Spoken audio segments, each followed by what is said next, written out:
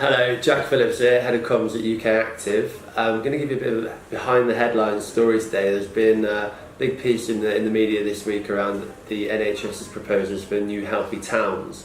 Now this is a continuation of what the CEO Simon Stevens alluded to at the ukactive summit. This is about pioneering new models for healthy towns and how we can re-engineer physical activity back into people's daily lives.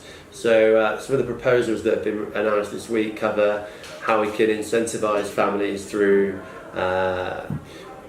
lower cost gym passes or cheaper supermarket offerings if they can prove that they're being more active. There's also proposals around outdoor gyms for families to get active, sprint tracks, wearable trackers and potentially free bikes with new houses. So there's been a lot of coverage in the media and ukactive has been able to feature quite heavily, so I just want to give you a quick breakdown of how it came about and how we're working to help get the message of the sector across and build from this into tangible outcomes.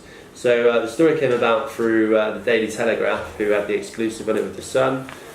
This is the front page story that came out yesterday, Tuesday, and it was through the health editor, Laura Donnelly, excellent journalist who we've developed a good working relationship with.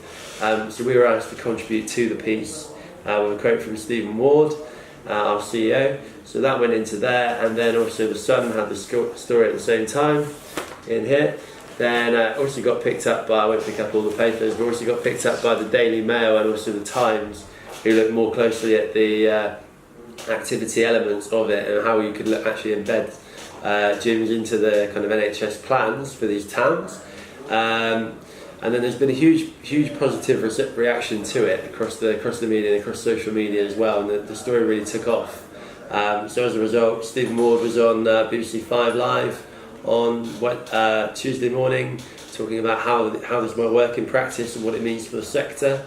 Also then he did a couple of regional BBC radio pieces.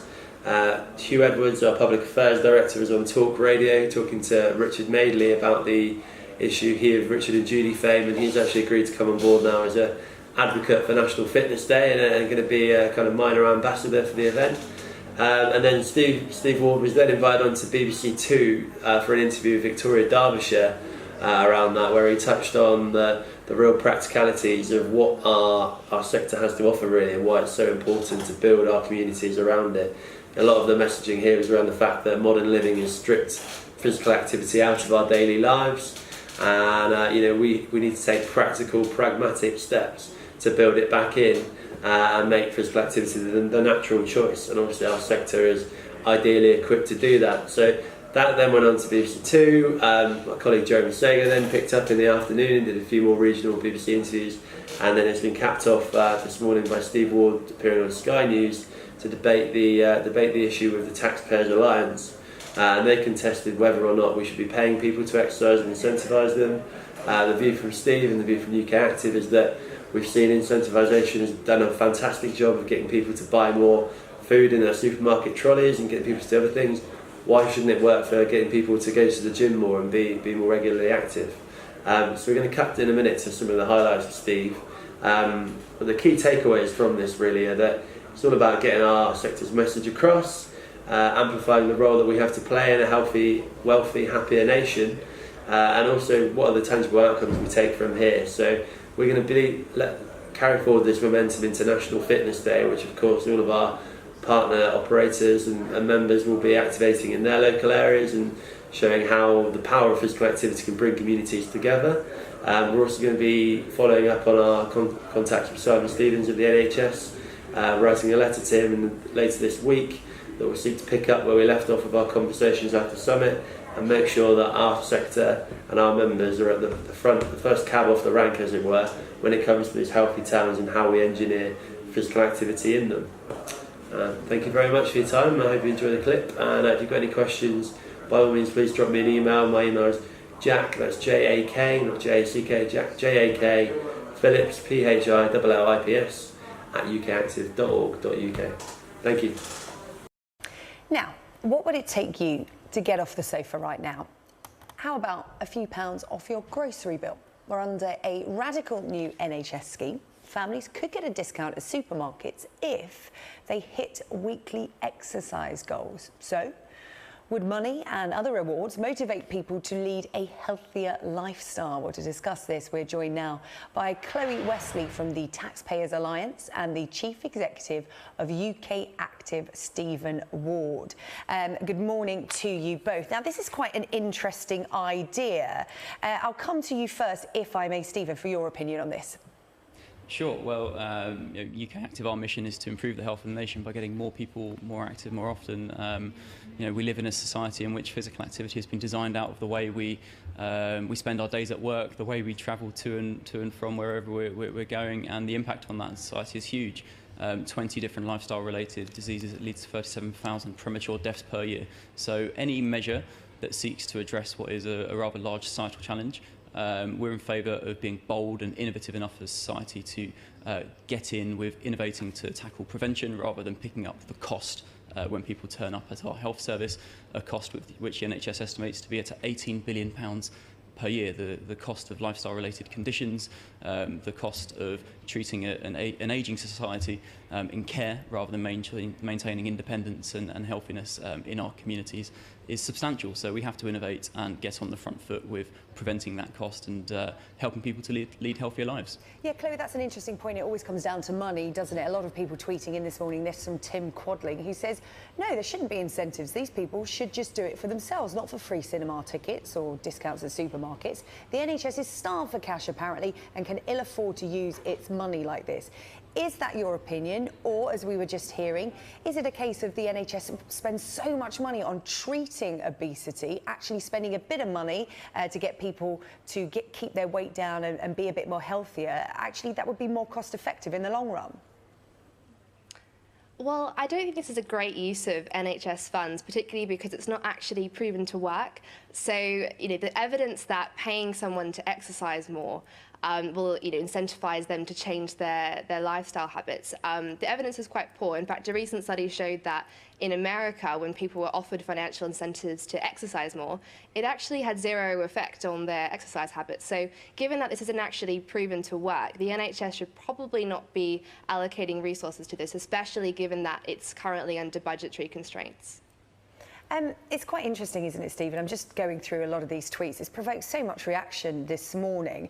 Ben Harrison says, forget the NHS rewarding people. We should instead be focusing on abolishing trans fats in foods, reducing sugar in food. That will answer the problem of obesity in the UK. Is the government sort of picking the wrong battle here? I think there's a real challenge with us looking at this debate constantly through the lens of our waistlines rather than the health of our hearts and the range of lifestyle-related diseases that are impacted through tackling physical inactivity independent of weight. The World Health Organization says that physical inactivity is now the 4th largest cause of premature mortality globally, independent of weight. And we focus on the impact on our waistlines, not the impact on our mental health, our emotional well-being, the promotion of what a great time physical activity can be in terms of spending time with your family. And the challenge that as a society we have to wait until something is empirically proven before we act simply freezes us in inaction, and the only likelihood outcome from that is that we can't afford the NHS in this country.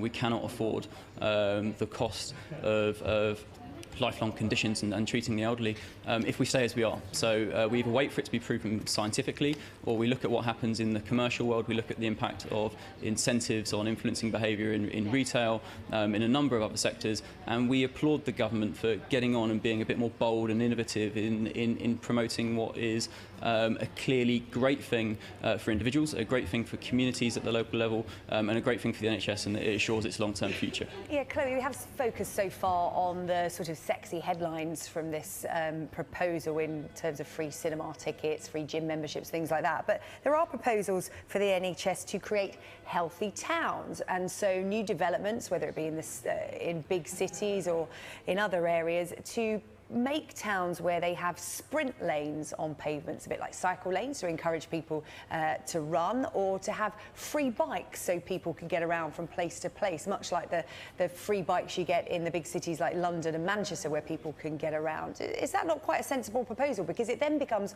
part of a lifestyle choice rather than a reward or a bribe.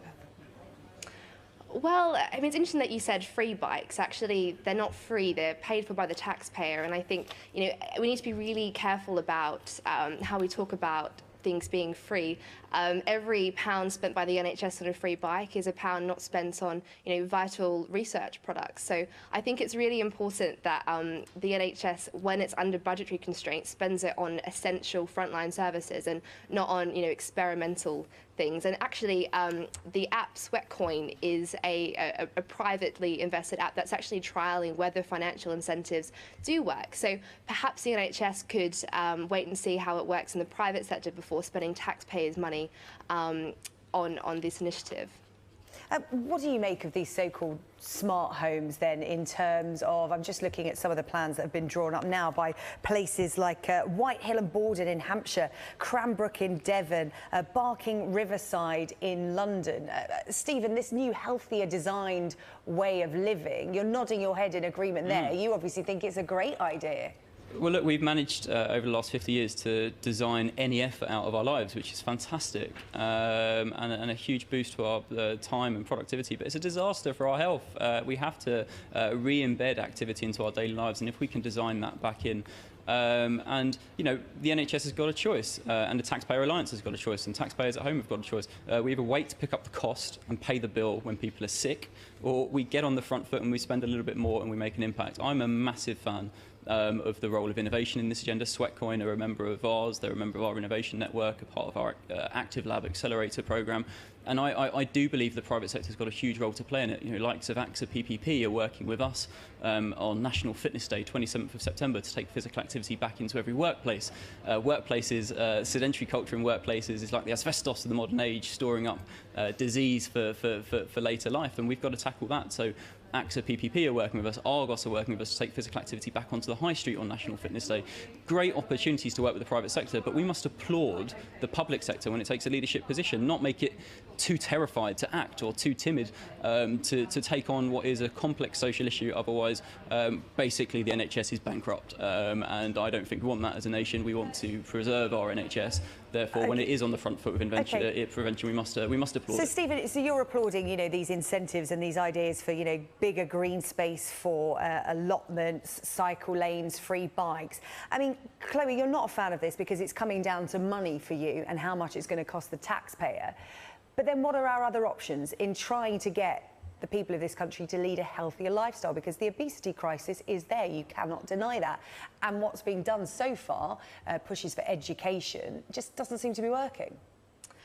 Well, I think I'm not against, you know, bikes and people being active. I just don't think the NHS should be the ones paying for this. And so I think it's really important the NHS looks into initiatives that are actually going to work. Personally, I don't think giving people who are trying to lose weight free cinema tickets is a good way of going about it, given that you're going to go to the cinema, sit down for, you know, 3 or 4 hours and, you know, potentially eat a lot of junk food. So I'm not sure if that's the best way to go about it. But, you know, hopefully in future the NHS can look to fund, you know, schemes that are proven to work, and look to the private sector to see how these are working. Well, you never know, those cinema tickets might come with a little disclaimer saying you're only allowed a salad. No popcorn as you go in. OK, Chloe Wesley from the Taxpayers Alliance and Stephen Ward, CEO at UK Active. Thank you very much for joining us here on Sky News Sunrise this morning. Thank you. you. A lot of interesting views coming in. Thank you for sending them today.